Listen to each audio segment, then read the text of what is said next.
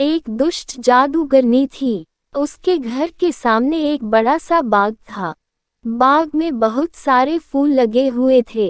एक महिला उस घर के आगे से होकर जा रही थी। उसने सुंदर गुलाब देखे।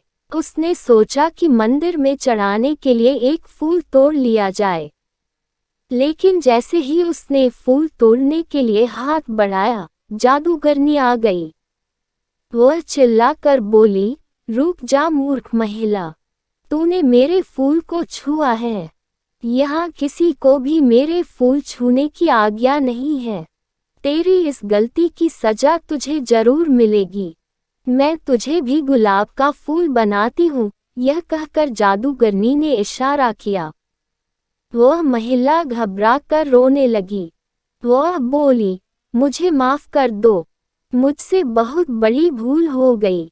मेरे ऊपर दया करो, मुझे फूल मत बनाओ। उसका रोना सुनकर जादूगरनी ने कहा, मैंने एक बार जो कह दिया वह तो होकर ही रहेगा।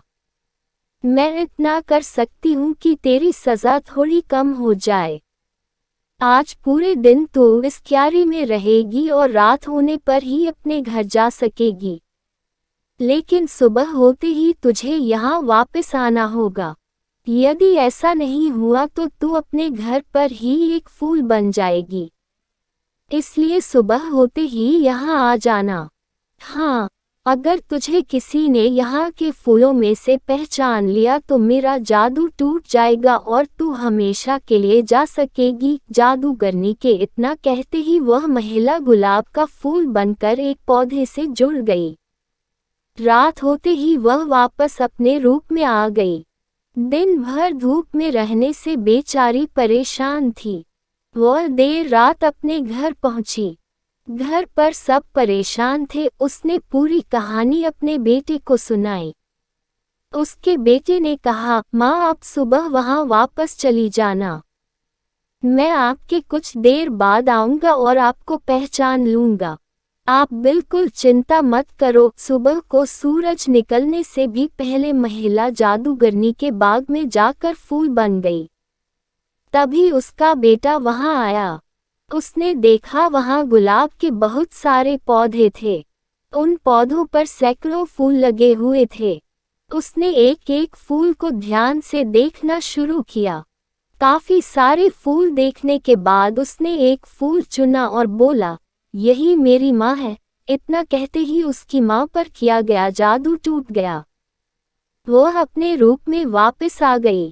खुशी में उसने अपने बेटे को गले से लगा लिया।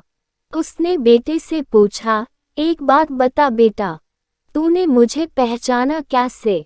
बेटे ने कहा, सीधी बात है माँ, जितने भी फूल रात भर यहाँ रहे उन सभी पर ओस की बूंदें थीं। लेकिन आप तो रात को घर पर थीं, इसलिए आप बिल्कुल सूखी हुई थीं। मैंने आपको आसानी से पहचान लिया। अपने बेटे की बुद्धिमानी देखकर माँ को बहुत खुशी हुई। जादूगरनी ने जब माँ और बेटे का प्यार देखा तो उसको इतना अच्छा लगा कि उसने सबको परेशान करना छोड़ दिया। अब वह दुष्ट जादूगरनी नहीं थी, बल्कि एक अच्छी और नेक जादूगरनी बन गई थी।